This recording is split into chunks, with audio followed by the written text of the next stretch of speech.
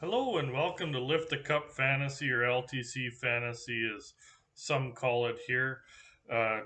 Is going to look at weekend ads for the weekend. There's four teams that played two games over Friday, Saturday, and Sunday.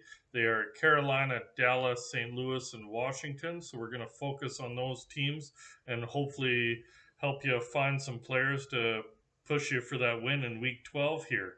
Before we get into the players, I want to ask you, please hit that like button. Like to be liked. Remember, subscribe. Remember that bell so you get notified for future episodes. And yeah, we'll get started with Carolina. We'll go in alphabetical order. That way, there's no prejudice here. Carolina, player I look at is Nino Nidder. Right now, he's playing on the top line with Aho. He's playing on the second power play unit. He's listed as left wing / right wing in Yahoo. So you do have that versatility there, which I am very pro on. And he's only owned in 30% of leagues. So 7 out of 10 chance that you can find him. Year to date, he has 10 goals, 7 assists for 17 points. He's plus 10, 4 power play points, 54 shots on goal, and 10 blocks. I look at just the last month since he has moved up on the step ladder there. He has 5 goals, so half his goals in the last month, 3 assists for 8 points, so 8 of his 17, almost half his points. He's been plus 3. 3 of his 4 power play points are in the last month. He has 17 shots on goal and 2 blocks. On the back end for Carolina, I do like Jacob Slavin. He's owned in 50% of the leagues. He's top pairing D-man and plays on that second power play unit, so does get some power play time, which is valuable. On the season, he has 1 goal, 17 assists for 18 points.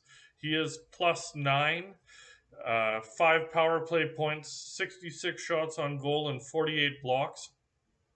I look in the last month, he has 1 goal, 6 assists for 7 points. So just under half his productions in the last month. Plus 4. 4 of his 5 power play points are in the last month. 19 shots on goal and 14 blocks. So look at him for a nice weekend ad there. Moving on to Dallas. I look at Jason Robertson. Highly unlikely that he's out there because he's only owned in 83% of the league. Is listed as a left winger, but he does play on the first line and first PP unit. But there's a roughly 2 out of 10 chance, so definitely take a look to see if he is available because he could definitely help you. He has 10 goals, 15 assists for 25 points on the year. He's plus 7, 7 power play points, 59 shots on goal, and 5 blocks. He's in the middle of a 4-game point streak right now. In those 4 games, he has 2 goals, 3 assists for 5 points. He's even over that time, 1 power play point, 16 shots on goal, and 1 block. On the back end, I look at John Klingberg. I forgot to write down his ownership, but it's right in the 73% range. I know he's available in just over a quarter of the leagues. He's second pairing, first power play unit. Would mention Heiskanen, but he's owned everywhere. He does have 1 goal, 13 assists for 14 points. He is minus 10 on the year. Everybody in Dallas has been getting hammered in plus minus this last month, especially. 7 power play points, 38 shots on goal, and 29 blocks. I look at the last month. He has 1 goal, 6 assists for 7 points, so half of his productions just in the last month. Minus 7, which is ugly. So hopefully you can weather the storm in that for a couple of games over the weekend. 5 of his 7 power play points have been in the last month, 12 shots on goal, and 9 blocks. Moving on to St. Louis. Reason I bring him up, Jordan Kairu. He's 75% owned. I don't understand how he's still available in quarter of the leagues out there, especially considering his production. Plus, he's listed as center, left wing, and right wing, so you could place him anywhere in your Yahoo lineup. Year to date, he has 12 goals, 20 assists for 32 points. He's over a point per game. He's plus 6, 9 power play points, 75 shots on goal, and 10 blocks.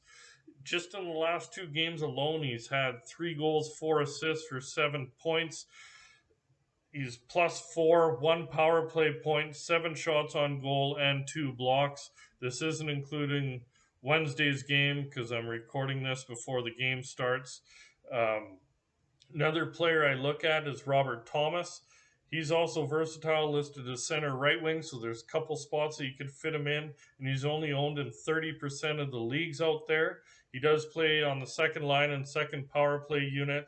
He has 3 goals, 22 assists for 25 points, so just under a point per game. He's +2, 7 power play points, 39 shots on goal, and 9 blocks.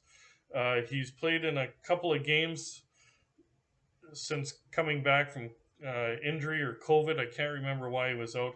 But in those 2 games, he has 1 goal, 2 assists for 3 points. So over a point per game, he's +3 and 1 shot on goal.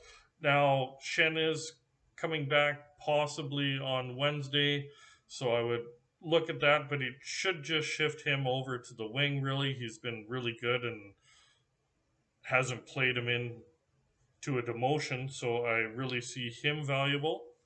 Uh, on the back end, Torrey Krug, he is 89% owned, so you got slightly better than a 1 in 10 chance, but I'd definitely look at him, especially if you're making that push for the weekend games there. He plays on the second pairing and first power play unit. Year to date, he has 5 goals, 12 assists for 17 points. He's +12 on the year, 8 power play points, 49 shots on goal, and 20 blocks. I look at the last month for him. He has 2 goals, 5 assists for 7 points. He's +11 in the last month, which is really awesome. 3 power play points, almost half his power play points in the last month. 13 shots on goal and 7 blocks. Before we move on to Washington, just wanted to quickly remind you, if you like what you're watching, remember to hit like, hit subscribe, remember that bell for future episodes, and yeah, really enjoy doing this. Now, moving on to Washington, one that I pick up that really stuck out is Conor Sherry. He is listed as left wing, right wing, so you do get that versatility.